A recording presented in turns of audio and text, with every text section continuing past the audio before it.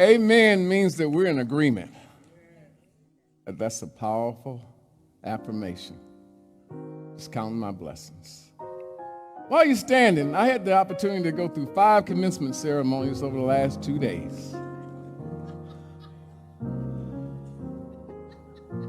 And I speak at most of them, but most of my time is sitting on stage and I'm watching. I'm watching people who entered the institution, some 4 years prior, some 5 years prior, some 6 years prior.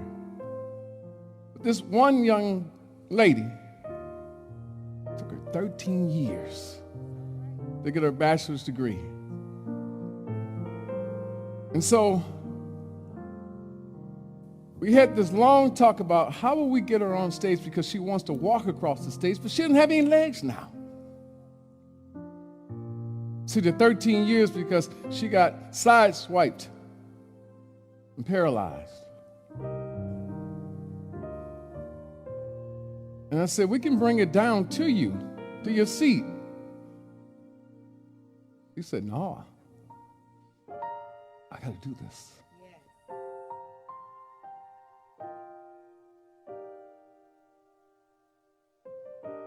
We went through every stop we could to make this happen.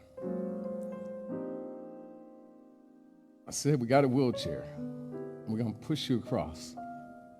She said, I want to walk across.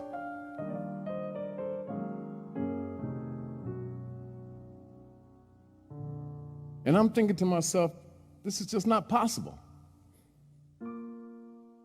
So when we got her on the stage, it's 13 years. It's about finishing the impossible. Doing what I laid in hospitals for weeks and months. And everybody treated me like my life was over. But my mind kept telling me, VP Mac, that's what they call me on campus, that I can do this. And I can be the miracle that someone else needs to see. And so we got her on stage. She got out the wheelchair. She jumped to the platform and she began to use her arms to walk.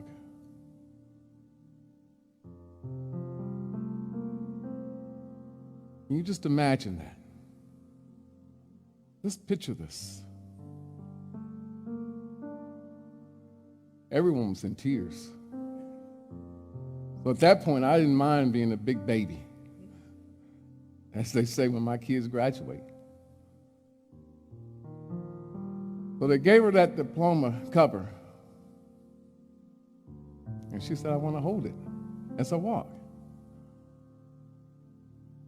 And she just kept going with her hands.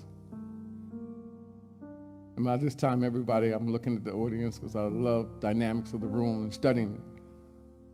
Everyone was in tears. And they stood up without being commanded to, and they gave her a standing ovation. I don't know what you're going through this morning, but she's the miracle that will carry me for the rest of my life. When I see those miracle moments manifested, it lifts me to another level. So I asked her, after all the crowd was gone, what are you looking forward to? And she said, I'm looking forward to living forward. I'm not going to look backwards.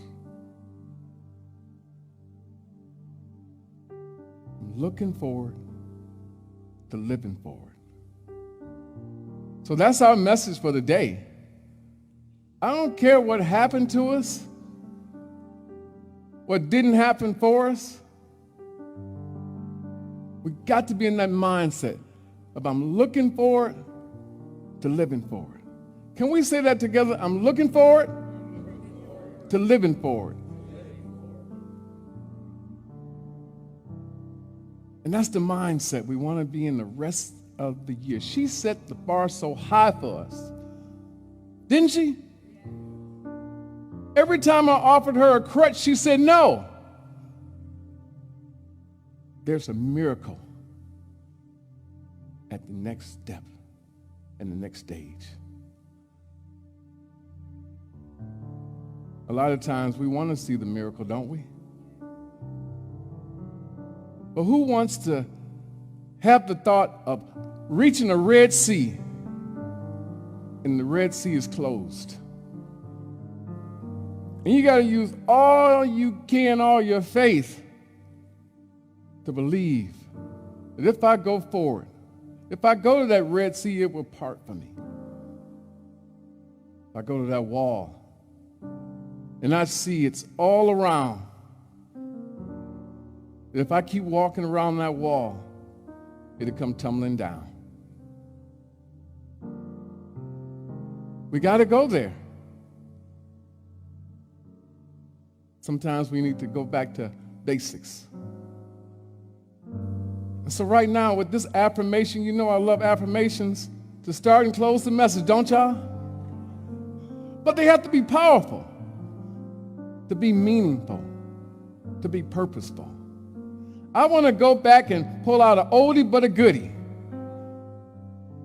And most of us should know this, but this is a different version, just slightly different. But that first line just puts me on notice. It gets me happy. It gets me energized. The Lord is my shepherd. There is nothing I lack. She was telling me that there's nothing she lacked. And you lack nothing either. Let's say this affirmation, but in Glen tone. Can we do that in Glen tone? Repeat after me. Shake yourself off, all the cobwebs, all the rain. When Reverend Wilma came in, she was wet and I was wet, and I'm thinking about it, and I said, I was baptized in water at a young age. Didn't have a choice. They were just dipping me in the water. I was wading in water. Repeat this. The Lord is my shepherd. Yeah, I know that's not me. The Lord is my shepherd. There is nothing. No. Let's start over again, because when we get to that nothing, romanticize it. Give it some love. Let's go again. The Lord is my shepherd. There is nothing I lack. In green pastures, He makes me lie down. To still waters, He leads me. He restores my soul. He guides me along the right paths for the sake of His name. His name is my name, because I am one with the Almighty Christ. Even when I walk through a dark valley, I fear no harm, for you are at my side. Your staff and your crook are there to soothe me. You prepare a table for me under the eyes of my enemies. You anoint my head with oil. My cup brims over. kindness and faithful love pursue me every day of my life. I make my home in the house of Yahweh for all time to come. You may be seated. You were standing for a long time, so if anybody needs a Pepsi or Coke and popcorn, let me know. Last week, we established that there's sometimes where we get into this blind spot. And if all of us have these zones of blindness where we just can't see, we can't see what's happening around us because we're so busy using our five senses. And those five senses sometimes don't make sense with the truth of the word that we began to know greater and greater as we began to mature in spirituality. And so we get into these situations where our blind spots are revealed. And sometimes we panic and want to push the pause button on living at a faster pace, at the pace that we were meant to live. Lost by sight, lost in the midst of God. And then we turn to others and we engage what we call group think. Group speak. And we live it out. With everything we hear, we just repeat it or we second their emotion. And they're emotions that we shouldn't take on. It's bad out here. Yeah, you know how that is. Can't afford nothing now. No, you can't buy nothing now. Gas is so high, I think I'm just get a bike and just start driving from city to city. Yeah, I know what you mean. I don't know what they're doing in Washington. It's crazy. We got two candidates and both of them lame. Yeah, I'm going to sit this one out too. But the question is, are we engaged, indulged in those kind of conversations to the point where it's slowing us up? It's pouring negative energy into us. And because of that mindset that we take on the persona of someone else's experiences, we're not living. The idea this morning is what? To look forward to living forward. And that's where we're at. But sometimes in that group think and group speak, we drift away from truth. Drifting away from truth. And we've always been told, walk by and not by. Walk by what? And not by. But the sights that we see, the sounds that we hear, have us drifting away. And it's like we just fall asleep. And we go into this deep sleep and somebody puts us on a boat. And all of a sudden we were on shore, dry shore. And we wake up and we find ourselves drifted out to the water. And we're on that water and all of a sudden we're startled because we hit a rough patch. And that rough patch startles us to an awakening. Anybody ever had a rough patch? I mean, honestly, has anyone in here ever had a rough patch?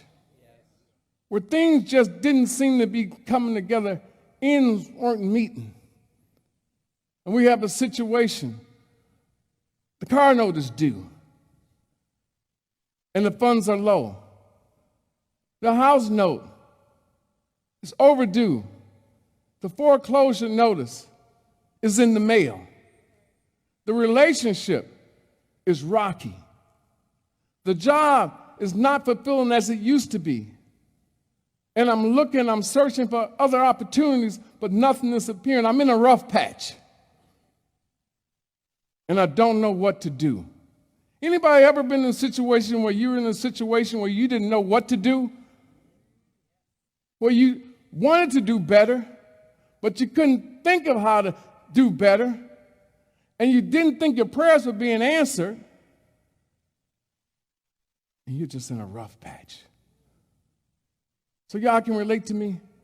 I've been in some rough patches where you just didn't know what to do. But see, if you go back to that 23rd Psalm, Donnie, you notice something about this. I call it an affirmation. Some people call it a prayer. But when you distinguish between the two, is that a prayer or is it an affirmation? There's a difference. Does everybody know there's a difference between a prayer and an affirmation? Raise your hand if you know there's a difference. Now this is an affirmation. It's a declaration of what is, based on a foundation of truth. The Lord is my shepherd. He didn't say the Lord might be my shepherd, could be, would be. It is what it is. The Lord is my shepherd, and there's nothing I lack. Can we stay there for a moment? Because you get this point, we'll stop drifting away. Because see, the problem is, even when we drift away sometimes, and we wake up, and we come back to dry land, what happens? We're sitting on the dock of the bay, watching the roll away. Anybody ever been in that situation?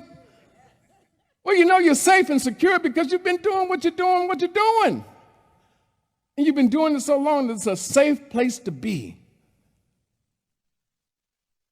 It's not really a comfort zone, but it's just a safe place to be.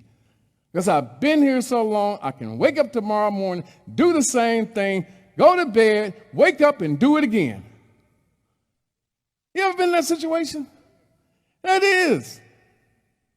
Sitting on the dock of the bay, watching the tide roll away. There's a metaphysical interpretation of watching the tide roll away. Read that. Observing the tide rolling away signifies a sense of detachment. Detachment from what?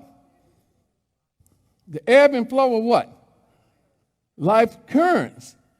Life current is what? Energy, right? Divine energy, divine spirit, divine truth. And so when I see, I know better than to sit on the dock of the bay.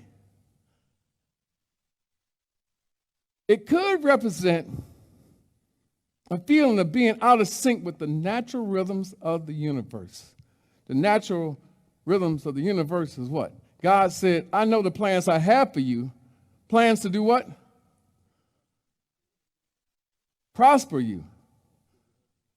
Give you hope and a future.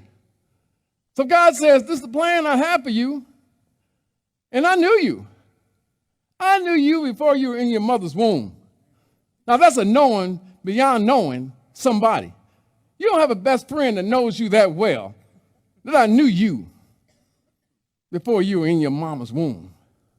It almost sounds like you playing the dozens when you say that. Boy, I knew you before you was in your mother's womb. But the problem here is, or, see that or, you see that or right there?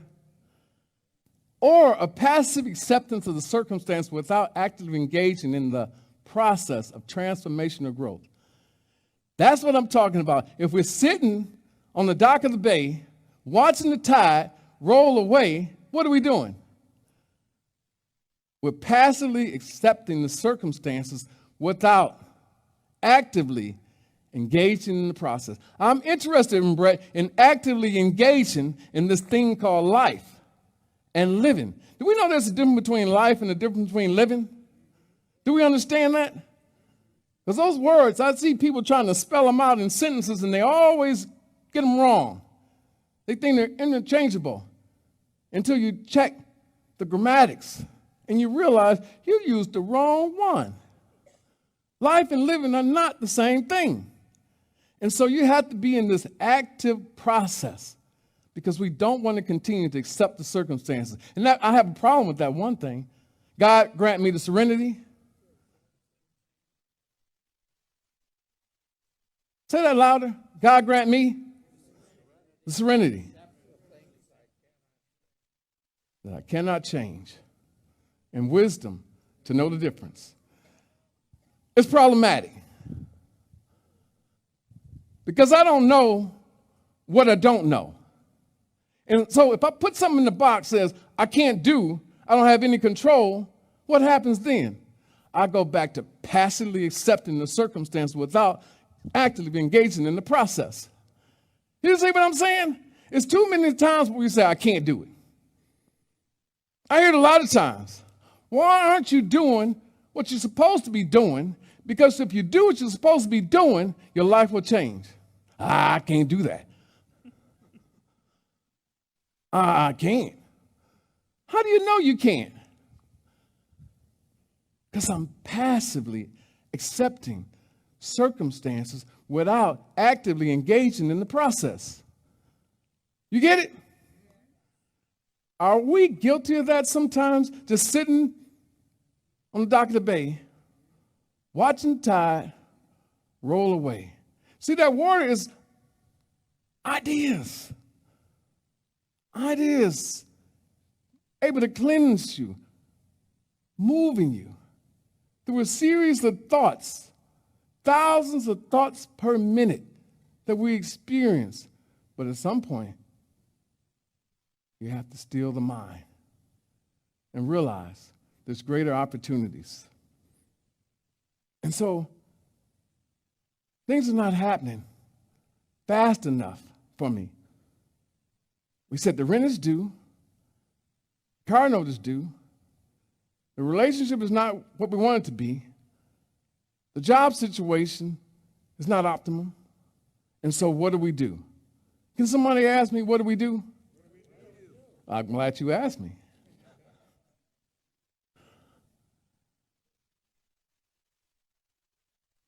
We turn to this thing called divine love. And as we turn to that thing we call divine love, we trust it. We trust divine love. You know that thing we say? Divine love, through me, blesses and multiplies all that I have, all that I give, and all that I receive. What is that? What is that? But it starts off with divine love. And then it gets personal, doesn't it, Brett? Divine love through me. You hear that? Let's say that. Divine love through me blesses and multiplies all that I have, all that I give, and all that I receive. It's about you. We used to have this thing, if you put out, you get back. Yeah. What you give, you get. You know, it is. Do unto others as you have them do unto you. But we can do a little bit better, right? Because most people are not going to treat you the way you should be treated. At least that's been my experience. Sometimes people even player hate you. Anybody here ever been player hated? You say times two. I mean, you doing well and everything, and then people hating on you. Oh, they think they're something. They think they bad. He think he got it going on. He can play that little machine over there, but he think he bad. And I work on my students with this mindset. I'd say, what's the problem? They said, I think I'm bad. They said, I think I'm something. And what is the response? No, I'm not. The response is, I am. I am. Don't shy away from it. I am that I am. And I am emerging. I'm becoming greater. Just like Jesus said, these things I do, you can do them and more. Huh? I don't know what you're reading, But the one I read says, and more. And I get excited about that because I think if I can do and more based on what he's done by my assessment, I can be a bad man. Huh? And so is anybody in here, if you're with me, can you just say, I can be a bad person?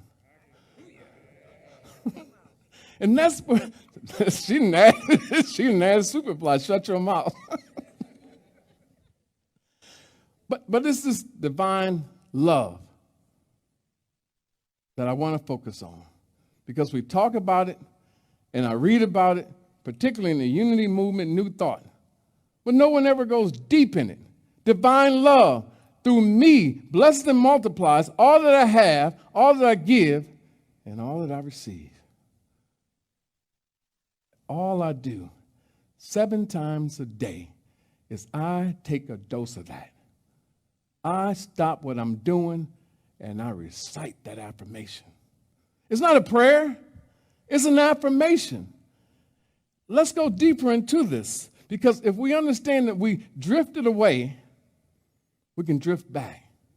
But what brings us back is knowing there's divine love. You don't get it yet, right? You don't get it yet, right? We need to go a little bit deeper, right? In Luke 15, verse 3-7, there's a parable of the lost sheep. Can everybody say sheep? There's a parable of the lost sheep. Jesus is having a conversation with some people. Jesus posed a question. And he posed this question because they're in a dialogue session. And they're categorizing people as good or bad. We should blow them off. Should let them go. They're no good. They got a pass. They're into everything that shouldn't be. Everything is inconsistent with who we want to be, with our spiritual, religious values. Should we just let them be outcasts? And Jesus posed the question. Put yourself in this scenario, he says. You're a shepherd, and you have 100 sheep, and you're guiding this flock of sheep back home. Where are they going? Where? Back home. How many sheep you got? 100. And one wanders off. How many do you have? That's pretty good. Everybody got that right. I'm proud of you. Give yourself a round of applause. You have 100 sheep. One drifts away. What do? Do you maintain the 99 and be happy with it and know that if I steer 99 home, I'm doing well? Or do you risk those 99 and go after the one that strayed away? What do? Do you go after the one? Jesus said we go after the one. Because if we can save the one, that one that we saved becomes a living testimony. Remember Daisy and the group was singing, Counting My Blessings? That's what it's saying. And so he says, if one leaves, gets lost, drifts away, out into the sea, is sitting on the dock of the bay, do we go and save them? That's the question. And the question should be modified to you, the shepherd, to you're the sheep, and you're lost, and you're out there. Doesn't matter how you got out there. May have been bad decisions. You had an addiction. Something didn't go right, but you're out there, and you're lost, and you don't know what to do. Do you want a shepherd to come and steer you back? back home to the higher heaven? Well, 23rd Psalm said again, the Lord is my shepherd. Why would the Lord use that analogy? That he's the shepherd. Because that assumes that you're a sheep. And when I looked up the attributes of a sheep, I didn't want to be a sheep. Sheeps are kind of dumb. They're erratic in their behavior. Sheep tend to wander off, even in dangerous situations. They just wander off. Even when you steer them for days and days, Daisy, a sheep will find his way into trouble, in harm's way. I don't want to be a sheep, though. Do you want to be a sheep? I don't want to be a sheep. But God said, I put Jesus here because I knew you before you were in your mother's womb. And I knew when I put you in the world, you'd become more like the world. And you would drift away from the word to the world.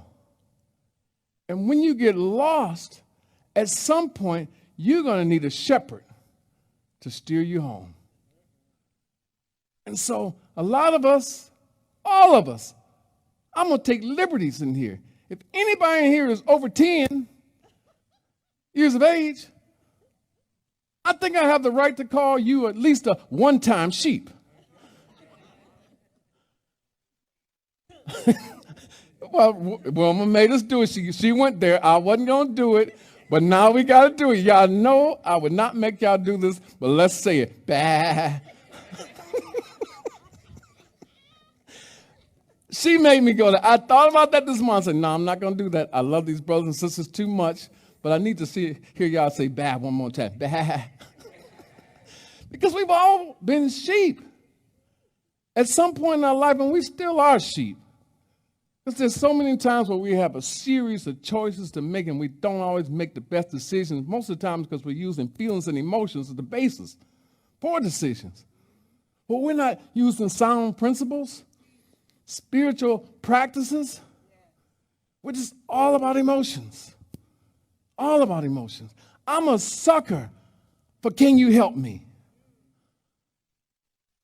If you want me to do something, just say, can you help me? I'm a sucker for that. And the younger you are, the more I become a sucker. My little grandbaby can get me to do anything, even in total disregard to what her granny tells her. And that little girl, 2.5, comes flying down the stairs and say, Granddaddy, can I have some chocolate? I don't see why not.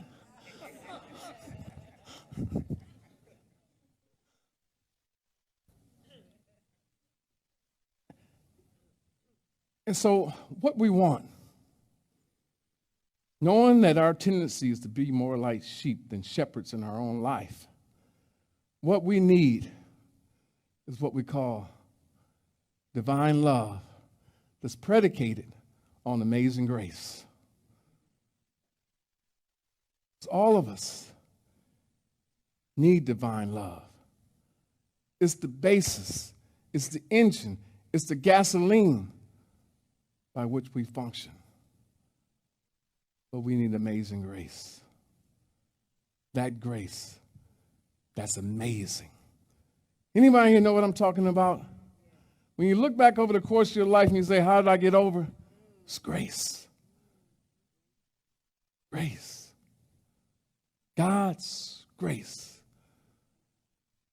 So the question is, now that we know we want grace, but grace alone is not enough. It has to have amazing attached to it.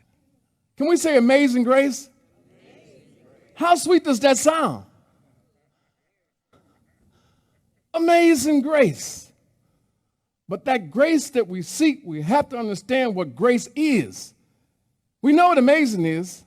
It's the miracle. It's the manifestation of the miracle that we want.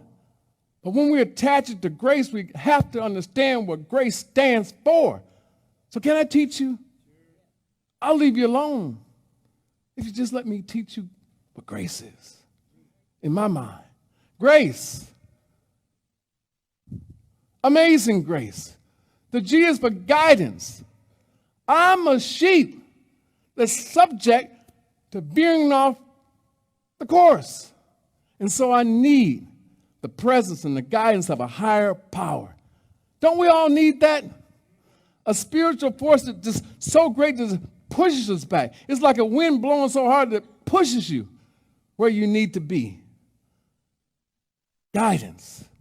And beyond the guidance, what I need is redemption. There's so many times in my mind that I just don't think I'm worthy anymore. That I made too many bad decisions, did too many things wrong. There's no way that anybody could forgive me because I can't forgive myself. All of us are carrying baggage around, and we're struggling with the idea of forgiving ourselves. But it's that redemption, the suggesting the idea of forgiveness as a part of transformation and an opportunity for rebirth. We talked earlier this year about being reborn, rebirth, renewed, recast into what we are supposed to be at our higher selves. And then there's that alignment. Once I have that guidance, that redemption, it's about alignment. I still have to be in alignment. If everything is working on the car, but your alignment is off, what happens? You're pulled one way or another, but you're not staying on the path. You ever had that situation, that scenario where your car is out of alignment? Well, some of us get out of alignment. And we need to be able to stay in alignment with the word, the will, the higher power, the universe that's calling us, that's teaching us at a higher level. And when we have that guidance, that redemption, that alignment, it goes into the connection. Connection. See, if I know I'm connected to the right thing, the right people, I'm good. I don't have to worry about anything else, but it's the connection that matters. The interconnectedness of all things consistent with the word. My mama used to tell me, you can't hang out with everybody. Everybody don't mean you well. They may act like it, but in the end, they may let you down because they have ulterior motives. Anybody have met anyone with ulterior motives? The motives were different from what you thought they meant. And so then the last one, if we got that connection, it's enlightenment. The light bulb goes on, and I can do greater things because I'm performing, I'm thinking, I'm feeling, I'm speaking at a higher level of consciousness. And that's where we need to be. So it's the amazing grace. Sounds so sweet that we need to have to foster this bond with divine love. Love is not emotion. It's a principle that we connect with and we live out. Can we stand up and say an affirmation?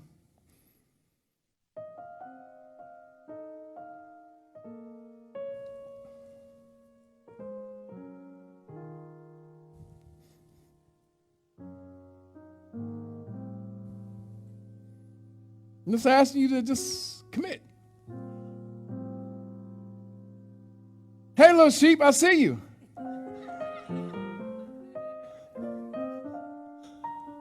Before you drift off again, stray away, come into alignment. Be connected. Know that you're redeemed, guided by a higher force. Let's say this affirmation. I'm still teaching you how to say affirmations, right? Repeat after me. I am guided, redeemed, aligned, connected, and enlightened by the unconditional, divine love of God, the mastermind. I am on a journey of revelation, transformation, and elevation.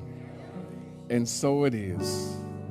Please know that God's love is always present for you. And please know that God knows,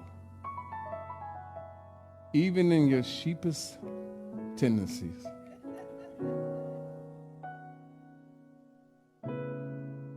it's still the greatest thing ever made. And don't you ever forget it. Will you promise me that? Thank you for having me this morning.